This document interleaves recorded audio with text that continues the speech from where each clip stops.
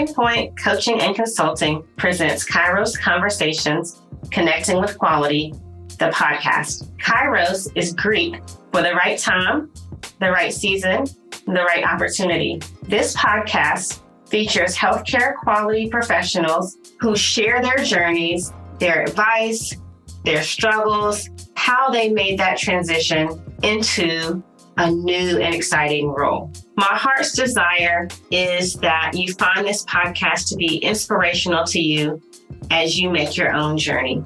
Don't forget to share this podcast with your colleagues and friends and rate us on whichever podcast platform you listen to. Thank you for being here.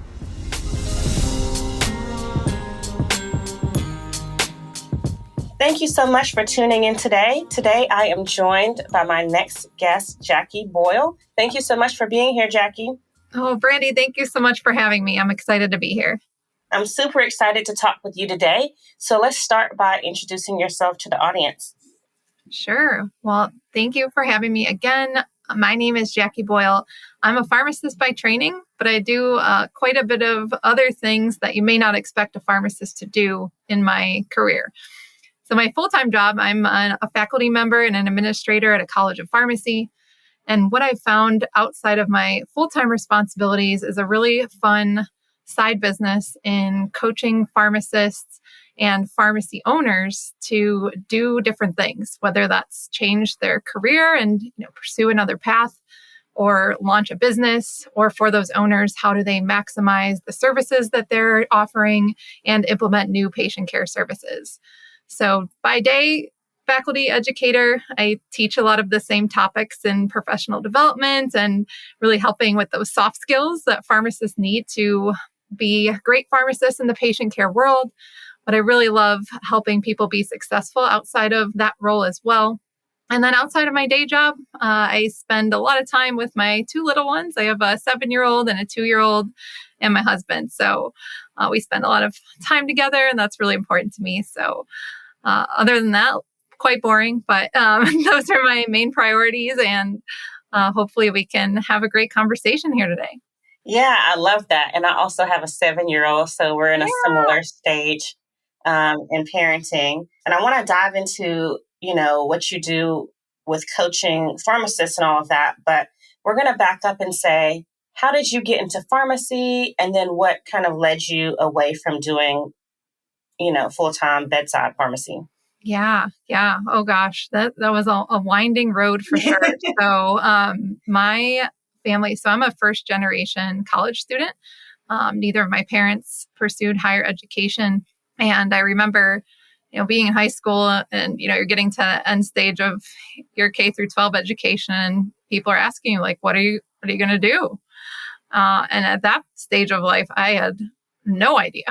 I knew I liked science. I knew, the body kind of fascinated me. I had a kind of integral moment in my 10th grade experience where my mom actually got diagnosed with breast cancer. And to me, that was, I thought potentially, that was it. I thought that was it for her. I being so young and not really understanding healthcare or treatments or anything, I didn't know what was going to happen. And I'm happy to report my mom is alive, healthy. She is a survivor. Yeah, I love, she's like my inspiration for everything. But, I saw the treatments she went through between hormone therapy and radiation and surgery. And I was like, oh my goodness, like her life is saved, and I kind of fell in love with the idea of being able to help people in that way in some format. So originally I thought I'm going to go into research. I'm going to, find the cure for cancer so that no one ever has to experience this again. And not knowing anything about how to get into that career path at all. I asked my high school counselor, like, what should I do? And she's like, well, you could pursue health professions, or if you wanted to do something like chemical engineering, you might be able to get into research that way. So not knowing anything, I went down the chemical engineering path, quickly found out that was not what I wanted to do at all. I am a huge extrovert. I needed to be around people. I needed to be, not in a research lab. And about halfway through undergrad, realized I was on the wrong path. So had a bit of a life reflection moment at that point, talked with my advisor again and said, what else is there out there? Because this is not what I thought it was. Thankfully, they laid out some better options. They said, you may want to look at a healthcare path, and here are some options for you. And so once I found out that there was, the option to learn more about medications and also help people in the process, like, oh yeah, actually that's what I wanted to do. So as you can imagine, I was a little bit behind in things and, being on track to graduate. That being said, I graduated on time, but I wasn't a very good candidate for pharmacy school. My GPA was mediocre at best. I had having to put a lot of funding myself towards a higher education. I was working usually 30 to 35 hours a week with school, and just wasn't really devoting the right amount of time or effective time to being successful. And so I actually didn't get into pharmacy school the first time around, which was yet another crossroads at that moment. Like, oh gosh, what do I do? Do I try to get a job with my bachelor's? Do I go back to school? And what do I even go to school for? And it was such serendipity. I met someone who was a medical student who was in the same boat. He didn't get into medical school. He was at this crossroads of life with me in the graduate school admissions office. And both of us decided to take a master's program that we crammed into 1 year somehow. We convinced them to let us stay at Ohio State and cram a master's program into 1 year. So that was quite the learning experience. Thankfully, that also made me a bit more marketable for pharmacy school. And finally, I got to the pharmacy school degree as a non-traditional student. It was a different experience, but for me, it was actually exactly what I needed. I needed a little bit more maturity in my life. I needed to gain more clarity on what I really wanted, and finally, focused in on that career path. So fast forward, go through pharmacy school, find out that I really want to be in a direct patient care role and in a teaching role if possible. I love the things that I was able to do as a student in being a teaching assistant and in seeing patients during that time. And I pursued some postgraduate training. Pharmacists are able to optionally pursue residency when they're done with their doctorate program. And so we have that choice at the end. And I was grateful to land a position in a small community hospital as a resident for 2 years, learning how to be in direct patient care. And I also was teaching at a college of pharmacy during that time too.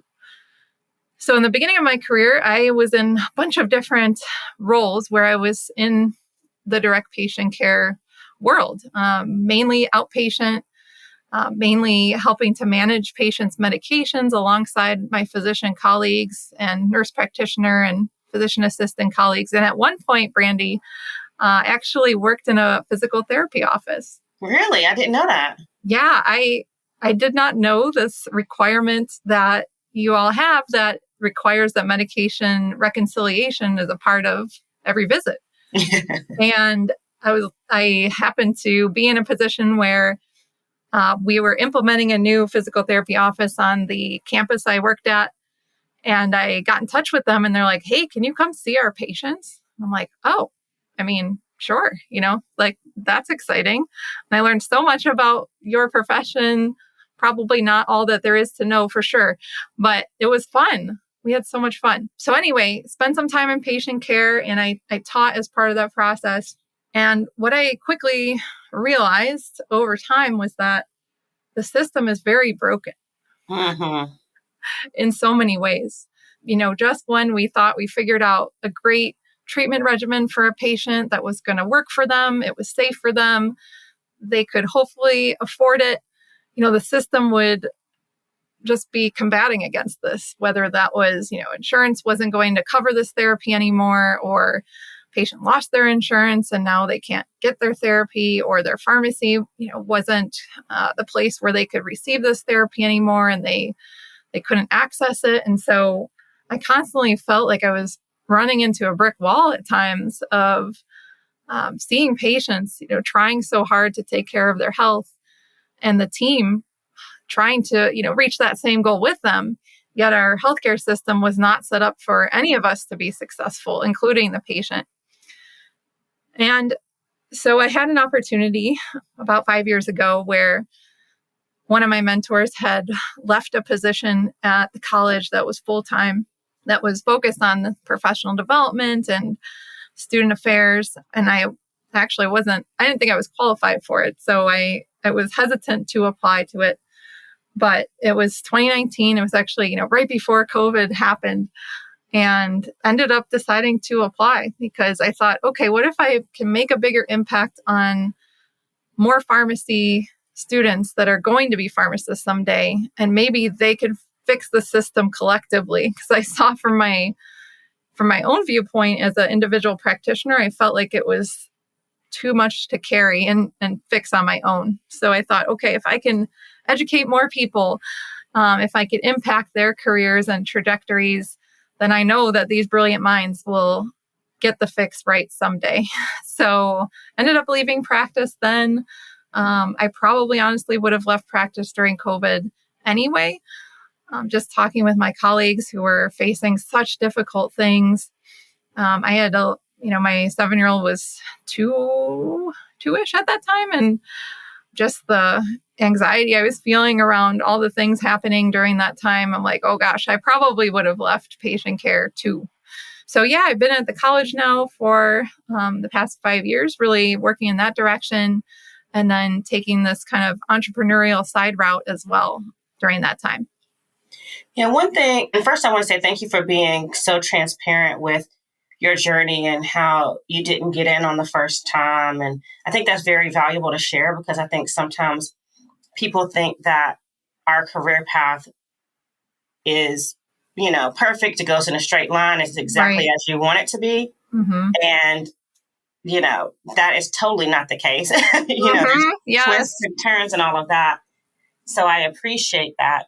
But one thing that I have heard about pharmacy from pharmacy friends is that being a pharmacist is so hard because there's all these legal regulations and with the FDA that you cannot get anything wrong. Or maybe that's the pressure that's felt by pharmacy. And then you have, these news stories that talk about your retail pharmacies and how pharmacists don't get a break and they're the only one in the pharmacy and all of this stuff.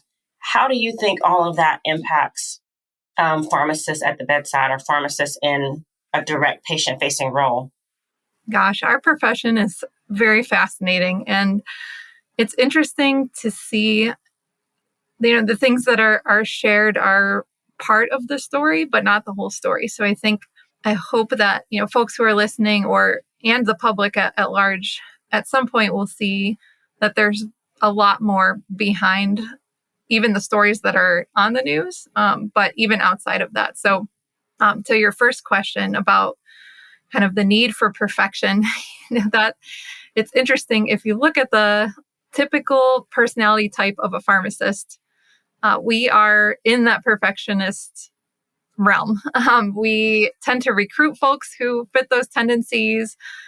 We have a curriculum and a mindset and the regulatory bodies, we are kind of like the safety net of catching the mistakes before they reach the patient. That's the hope, which is so important, from a patient safety perspective, like we have to get it right. That being said, when you think about things like just culture and, fixing the system, because we know humans aren't perfect, it's kind of an interesting dynamic because, we don't want to blame folks when mistakes are made. We know that the system is the thing we need to fix, yet we have all this burden and pressure on folks to be perfect. And so that does hinder pharmacists' ability sometimes to, take small risks that aren't related to patient care, whether that's making a change in their career, doing something, quote, outside of the box. Pharmacists aren't great at that. We've been kind of conditioned to be in this perfect environment all the time, checking all the boxes, making sure everything is exactly right. And because of the work that we do and the nature of that work, it does limit our ability at times to be creative or do things that are safe risks that are outside of that patient care aspect. Yeah, in the news, it's a hard time for pharmacists who are working in difficult working conditions. So we see that, some organizations and environments do have a lot of pressure when it comes to the numbers and focusing on the quantity of things that can get done rather than the quality of things that can get done for patients. The incentives are misaligned in the payment process from my perspective of really incentivizing pharmacists to do things that help patients at the end of the day. Like, yes, we have to get medications to patients in all environments, but really we need to see that patient's getting that great outcome from their care and better health. And so those working environments are very difficult. I think until the reimbursement is fixed and the incentives are aligned with quality patient care, that's going to remain a challenge. Now, that being said, there are over 90 career paths for pharmacists. I had no idea about this when I was coming into pharmacy school. I'm like, what? I kind of thought, one, I was working in a community pharmacy. I thought that's where I would stay. I mean, I enjoyed it. I got to talk with patients. It was great. And then I learned a little bit about a few other areas when I was in school. I had no idea pharmacists worked in a hospital. I quickly learned that there are so many pharmacists in the hospital. And many times those pharmacists are doing lots of different things, like working in the emergency room or in the clinic side by side with the physician, or they're making medications for operating rooms. Like, there's so much that they do. But then as I got into my career and I started learning and, kind of teaching more in the career development space, I found that there are so many other places that pharmacists are working that I had no idea. Like you mentioned, the FDA, there are pharmacists who work there. There are pharmacists who work for organizations and pharmacy associations. There are pharmacists who work in nuclear medicine. There are pharmacists who work in critical care. Like, there are so many paths that pharmacists can take that I often find pharmacists don't even know about. And so it's great to see that is available, but I don't know that, one, that even our profession is aware. And certainly, the lay public likely wouldn't be aware of it as well, because sometimes these folks are behind the scenes, or they're just not as common of positions as, your local community pharmacist. They're everywhere. They're on every corner, within 5 miles, everyone in the United States can see a pharmacist in a community pharmacy. And that's awesome. But there are so many other pharmacists doing amazing things for our healthcare system that are just wildly unknown at the moment. Hi, friends. I have found that when clinicians decide that it's time to leave the bedside, often it's like throwing darts at a board. They just want out and will take almost anything just to move into a non-clinical role. I have always recommended taking the time to really identify your strengths, passions, and skills, and what will fuel you so that your next role is your best role. I couldn't find a tool specifically for healthcare professionals that would provide the depth needed to get a really good career evaluation. Until now. I am so happy to recommend the Stream Ahead assessment created by Career Clinic. It's the profile that I wish I had created first. Stream Ahead is thorough, comprehensive, and frankly spot on. And yes, I have personally taken it myself. I'll share the link in the show notes section of this podcast. You can thank me later. So what would you tell that young person who is thinking about going into pharmacy? What would you tell them in terms of, A, should they do it? And B, what should they be aware of? Oh my goodness. I think it's the best time to be thinking about becoming a pharmacist because of the opportunity we have. Not only from the amount of career paths that are available and really aligning your strengths with one of those given areas, but we're at a pivotal time in healthcare where you can be a part of a huge change that is needed.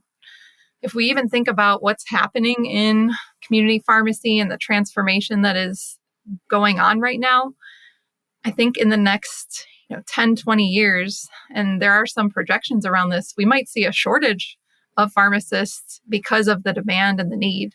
So in some of our underserved areas of the country, there aren't enough healthcare providers at the moment. And this goes for all of us. There aren't enough healthcare providers to provide care to everyone who needs it. And as patients live longer, we see that their care is getting more complex, more medications are being utilized. It's no better time to become the person on the healthcare team who really is the medication expert. So in my opinion, Brandy, I think it's the best time. You'll hear a lot of different views, but I'm an eternal optimist, and seeing the trends that are going on, I think this is the actual time. Like, I wish I was graduating right now, because this is such a great time to be thinking about this career. So once the person becomes a pharmacist, how do you help pharmacists in their career path? How do you help them stay in healthcare and pivot to one of these other roles that you say are available that no one knows about? Yeah. When pharmacists come to seek out, career guidance or ask some questions about like, what else is there? Because I'm not sure I'm in the right area. The first thing we really focus on is gaining really big clarity on what you want out of your career and your life, and then also what you're great at. A lot of times folks haven't taken the time to reflect on what they're really great at, what their strengths are, how they can be positioning themselves as a valuable team member and articulating that, and just having that space and time to reflect on what they really want out of this life. You spend so many hours at work. You might as well make it somewhere where you're actually feeling fulfilled every day and you're excited to go there. You spend more time at work actually than anything else. So the first thing that we really hone in on with folks is a lot of deep introspection, sometimes some really uncomfortable questions that cause people to need to reflect and turn inward for several hours and sometimes, weeks of reflection. But the deeper people dig on these questions that we have in our coaching, the better the outcome, because they finally can discover, like, what are my values? What's important to me? What do I want out of this life that I'm, building for myself and, potentially my family around me? So a lot of deep introspection can really bring out some awesome self-discovery. Okay. So you start with helping the pharmacist to figure out, what do you love? What are you good at? Let's go that direction. And then what? What happens next when they're working with you? Yeah. So once we're really clear on what they want to do, we have a process where we find out, based on what you've discovered about yourself and your strengths, let's hone in on a few different career paths that really align with everything that you're talking about. So that is the really cool discovery piece of like, hey, did you even know that there's these 6 options that align with your strengths? And oftentimes pharmacists are like, no, I didn't even know that was a thing. I didn't even know that was an option for me. So they can learn about that. And then we start connecting with other pharmacists who are doing that same thing, because of course we'll have a menu of potential options, but then hearing from pharmacists who are working in those jobs day to day and really building those relationships and connections is extremely helpful, because you can hear like, what's challenging about this job? What's rewarding? What does your day-to-day look like? That's not going to be found on a simple job description or, on a job board. Yeah, Indeed's not going to share all of that information. So it's really talking with folks who are doing the things that you may be fulfilled in, and then exploring in that space so that you can make sure that the next step that you have is one, in alignment with what you want to do and what you're already great at. But then also the activities that you'd be doing in that job are really things that you're excited about too. That's really cool. And I'm just thinking about that here because, going back to something you said a little bit earlier, I find the same thing with the therapists that I coach, the therapists and clinicians that I coach, as they haven't taken the opportunity to figure out what's next. They want something different, but they're kind of open to everything. Right. And there's so much benefit to being more specific in their search, because otherwise they just spin in circles and they get so frustrated. Yeah. And to your point, folks who are looking for something different without any clarity around what that thing is can spend and unfortunately waste so much time applying to positions that just don't even make sense for them. Yeah, and then they end up as unsatisfied Right. with the new role as they are in the current role. Right. So how do you help them to overcome that barrier? I know you said you have them go through some sort of assessment or really do some deep introspection, but, do you find that it's a mindset shift?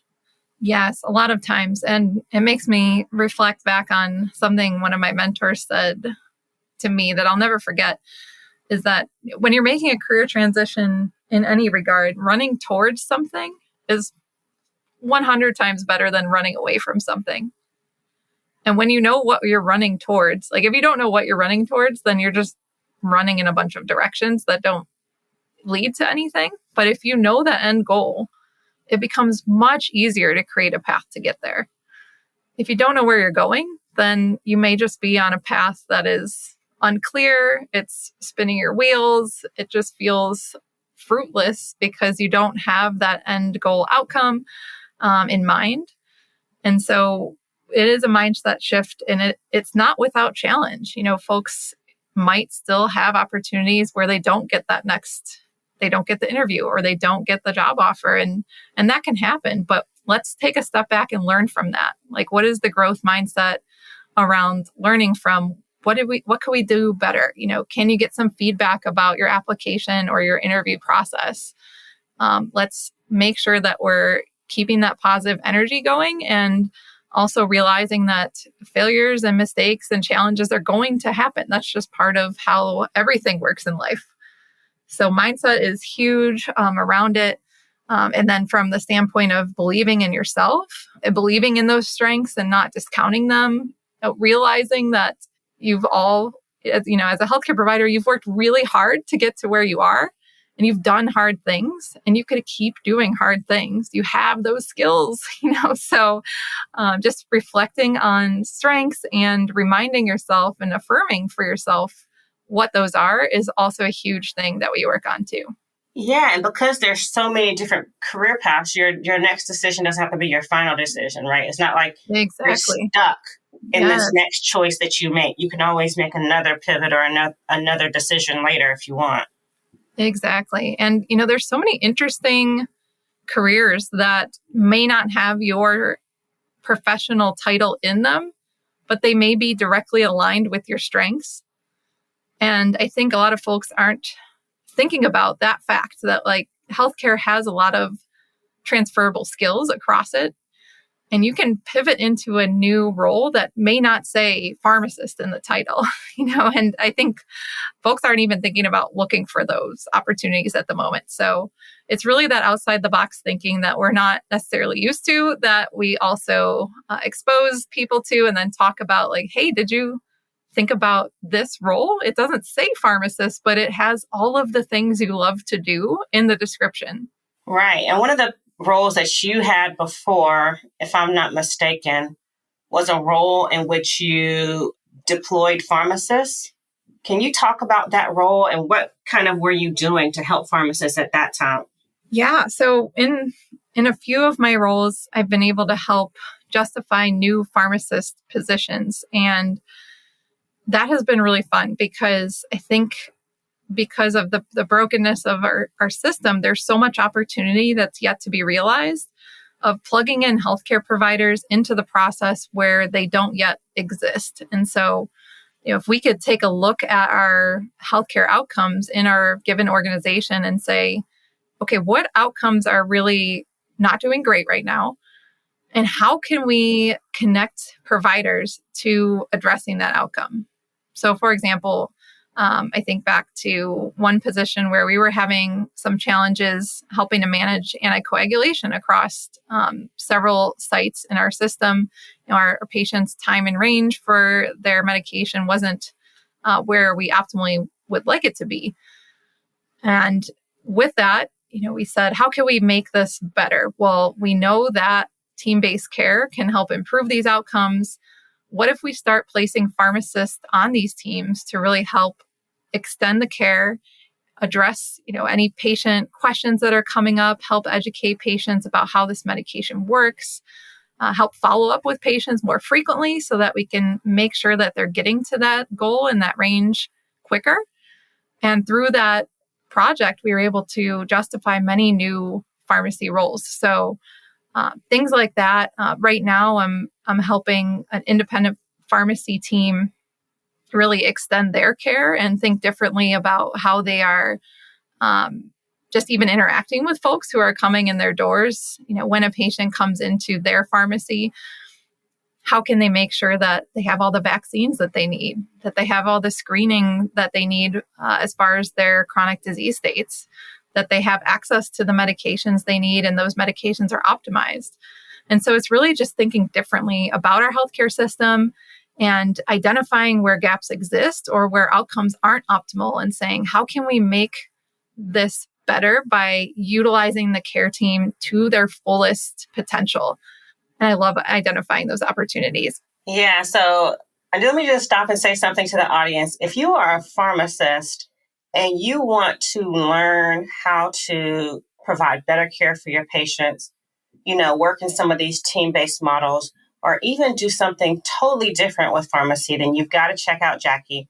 I'll put her information Thank you in the show notes so you can connect with her. And we'll talk about how to connect with her at the end of the episode. But there is just so many gems here that you're saying in terms of like the roles that you were doing before, Jackie, and how those impacted the health system by the people that you were helping to impact the system, if that makes sense. Oh, thank you. Thank you. It's been a fun career so far. I mean, aside from the system being broken, I also see it as there are so many opportunities that we can utilize our individual and collective strengths to address. And we have to see that side of things because we can get so bogged down by the, potential negativity or the challenges. But we could take a step back and say, hey, there are so many ways we can make this better. What if we pilot this new program? Let's try it out for 3 months. Let's see how it goes. That's how we started with the physical therapy office. Actually, we said, hey, when you have a patient who has, I can't remember if it was 5 or 6 medications, but we established a break point. We said, if you have a patient that's on, quite a few medications, give me a call. I'm going to come over. I'll review their medications with them. And then it was great because the physical therapist and I and their team were able to work together to say, well, based on our conversation, myself and the patient, here are some medication issues that might be impacting their care or that they could have optimized to make their physical therapy visits even more effective. So it was this awesome synergy, but it was just thinking outside the box and talking with our colleagues about how we can give patients better care overall and connect the dots where they haven't been connected before. Yeah, absolutely. And if anyone is listening who is, not in healthcare and is a patient or a consumer of care, I would just say that this is what Jackie just said is one of the main benefits to having all of your medications housed in the same pharmacy or pharmacy system and working with the same providers, because then they can help catch these errors, or if you're on too many medications or there's medications that's contradicting each other or causing adverse side effects. So there's benefits to having a pharmacist where you can ask those questions so that you're taking the right medications at the right time. That's such an important point, Brandy. I know sometimes it's outside of the patient's control as far as where their medications have to be filled. But to your point, having a medication list with you at all times, if you're a patient who has medications, and yes, that includes herbals and over-the-counters, please. Folks overlook those sometimes, and those have a huge impact on your overall care, and even sometimes can be interacting with your prescriptions. It could be so tough, but keeping a list of all of those personally on you at all times is so important. And if you don't have one yet, absolutely ask your pharmacist to help you create one. Ask them to help you update it. That's what we're here for. That's what we were trained to do. So thank you for bringing that up. That is so huge. Yeah, and I'm glad that you brought up herbals and vitamins and things like that, Jackie, because I think people don't realize that those do have interactions with some of the over-the-counter and prescription medications that can cause too much of a good thing or cause some things, like if you're going to have surgery and you're on something, that's a vitamin that may thin your blood too much. There's all these different things, and that's why you need a pharmacist on your side. Yes, yes. And, what a lot of the public doesn't know, which I don't know how they would ever know this unless they've trained and, went to school about it. But over-the-counters and herbal medications aren't regulated the same way as prescription medications. So unfortunately, you might be buying an herbal product that doesn't even have what is on the label in the actual pills. And that is a very sad, unfortunate reality that exists in our healthcare world. So if you want to take safe over-the-counter and herbal medications, wonderful. Please ask your pharmacist to help you pick out the ones that are actually at least created safely and have what is on the label inside of them. And there's ways to determine that. There's some symbols on the label that you can recognize, like the USP symbol. You can recognize that and say, okay, this herbal actually has, if it's fish oil, 1,000 milligrams, it actually has fish oil, 1,000 milligrams in it. And so I think that's, another small known fact sometimes amongst the public that we really need to do a better job educating folks about. Well, I know we've talked about a lot on this episode. It's gone a lot of different ways with patients and providers and clinicians. But if people have more questions or want to reach out to you directly, how do they connect with you? Yeah, I know. This has been great. We've covered a lot of ground. I feel like we have several hours of things we could talk about. But if folks want to connect with me, feel free to reach out to me on LinkedIn. I'm pretty active on there. And then on Instagram at Jackie Boyle Coaching, or TikTok as well, Jackie Boyle Coaching. I'll see you over there. Yeah, and I will put both of those in the show notes so that you can click directly on the link. To anyone who wants to reach out to Jackie, which I would highly recommend that you do. Any parting thoughts for the audience, Jackie? Oh, there's a lot, but I would say, if you're in a healthcare career and, if you're in a pharmacist role that you're not feeling extremely fulfilled by at the moment, or you're interested in doing more and maybe different things with your work, don't hesitate to reach out to, myself, Brandy as a coach as well. It can feel hard to do this on your own, but having a sounding board, having someone who can help you hold up that mirror in front of yourself to say, what were you made to do, can be super helpful. I actually have a coach myself right now. So, all good coaches likely have had or have coaches too. I find it to be so extremely helpful. So I would say if you're feeling stuck or, a little bit burnout or unfulfilled at the moment, feel free to reach out and ask for help, because there is more and there's more for you to do to feel fulfilled with this training that you've pursued and, put a time and investment of yourself into, and you have more to give to the healthcare world. So please don't hesitate to connect with both of us. Absolutely. Well, I have really enjoyed our conversation, Jackie. Thank you so much for joining me today and sharing all of those insights with the audience. Oh my gosh, me too. Thank you so much, Brandy, for having me, and I'm sure we'll talk soon. Thank you so much for listening to the show. It would mean a lot if you would share this episode with a friend or a colleague. I would be honored to encourage them in their journey too.